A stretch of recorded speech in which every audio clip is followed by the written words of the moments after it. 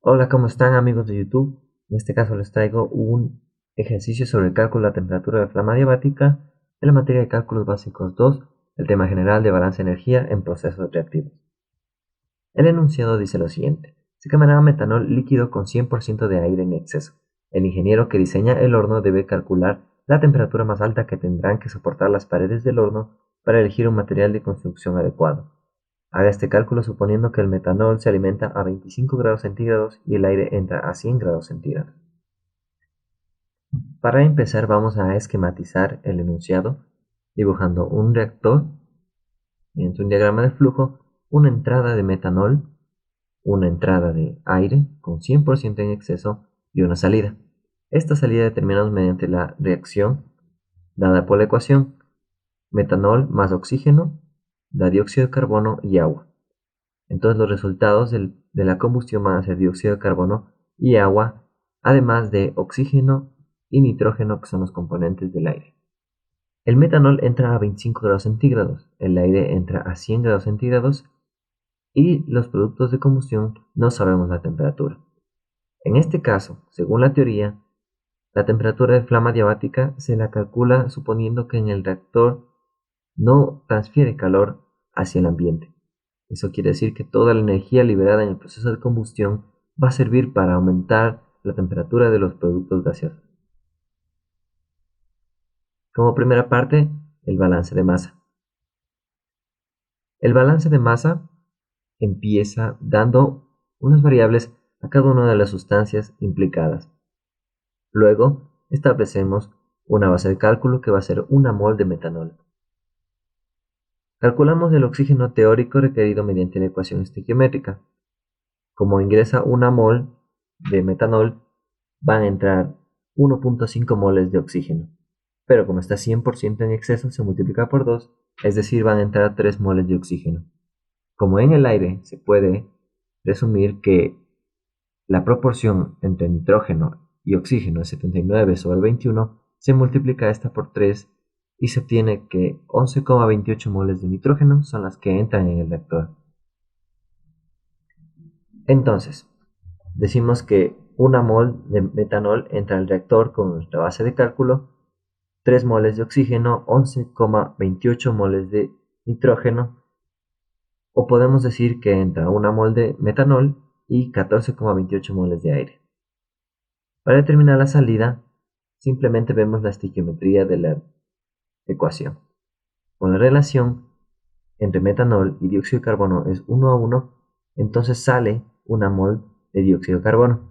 La relación es 1:2 de metanol agua, entonces sale 2 moles de agua. Como entraban 3 moles de oxígeno y reaccionaban 1.5, entonces van a salir 1.5 moles de oxígeno. Y el nitrógeno, como no reacciona, sale lo mismo que entra, 11,28. Así damos concluido el balance de masa y proseguimos con el balance de energía. Como primera parte debemos realizar ciertas observaciones y consideraciones. Primero, suponemos que los efectos de presión en el ejercicio son despreciables, es decir, decimos que todo ocurre a una atmósfera y que esto no altera la energía del sistema. Observamos los estados de agregación de los reactivos y productos implicados. También consideramos que la energía potencial cinética y el trabajo de flecha son nulos en este enunciado. Debemos además conocer las entalpías de formación y de combustión de las sustancias, así como sus ecuaciones polinómicas de los calores específicos. Esto se le puede encontrar en bibliografías como Felder. Como siguiente paso, establecemos referencias. El metanol líquido a 25 grados centígrados y a 1 atmósfera, vamos a decir que su entalpía específica es 0. El aire a las mismas condiciones, vamos a decir que es 0. También debemos conocer la entalpía de combustión de nuestro combustible, que es el metanol, que es menos 726,6 kJ/mol. El signo negativo de la entalpía de combustión significa que se libera energía en el proceso de combustión. Para la siguiente parte, establecemos la ecuación donde variación de entalpía es igual a calor, pero para este caso, como nuestro reactor es adiabático, entonces el calor es 0. y la ecuación se reordena y se agregan los factores de la combustión para reescribir la fórmula de la siguiente forma. La primera parte que vamos a analizar es la parte derecha de la ecuación, que tiene relación con la entrada hacia el reactor. Entonces, como nuestra referencia para el aire eran 25 grados centígrados, pero el aire que se alimenta al reactor entra a 100 grados centígrados, debemos calcular la variación de entalpía con respecto a nuestra referencia. Para eso, calculamos mediante la ecuación de Cp delta T. Esta es una aproximación al tomar el Cp constante de 29,19 kJ sobre kilomol por Kelvin. A esto le multiplicamos por 100 menos 25, que es la variación, y nos da como resultado 2,19 kJ sobre mol.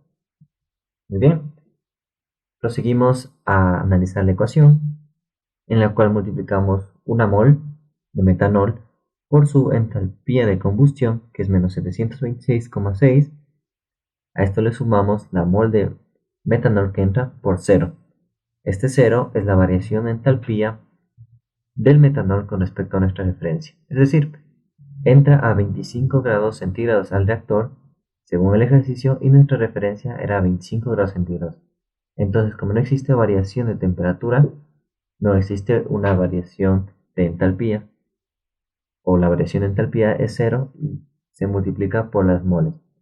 A esto se le suman las 14,28 moles de aire del balance de materia, multiplicada por la entalpía que ya hemos calculado, 2,19 kJ por mol, dando como resultado esta suma 757,9 kJ. Esto se puede decir que es la energía que está implicada en el proceso de combustión.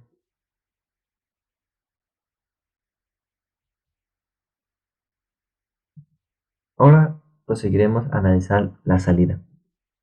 Como paso inicial tomaremos las ecuaciones de los Cp's de cada producto de salida en sus ecuaciones polinómicas. No tomamos valores constantes, se puede hacer, pero tomamos las ecuaciones polinómicas porque nos dan un resultado más cercano a la realidad, como son los problemas de ingeniería. Y a cada una le multiplicamos por las moles del balance de materia. Finalmente sumamos y obtenemos esta expresión que nos servirá para encontrar el calor sensible, analizando la salida. Entonces tenemos la ecuación en la cual la salida es igual al producto de las moles por la entalpía específica, pero esto es equivalente al calor sensible de los productos y hay que sumarle la entalpía de vaporización de los elementos que cambien de fase. Como sabemos, el agua, según la ecuación, sale en forma líquida, pero como la temperatura va a ser alta, por lo general las temperaturas adiabáticas son altas, el agua se va a evaporar, entonces requiere energía para esto. Y se suma a este término, adicionándole el calor sensible donde usamos la expresión calculada anteriormente. Entonces, la energía requerida para evaporar el agua es 81,312. Al analizar la integral de la expresión en la temperatura adiabática, obtenemos esta expresión.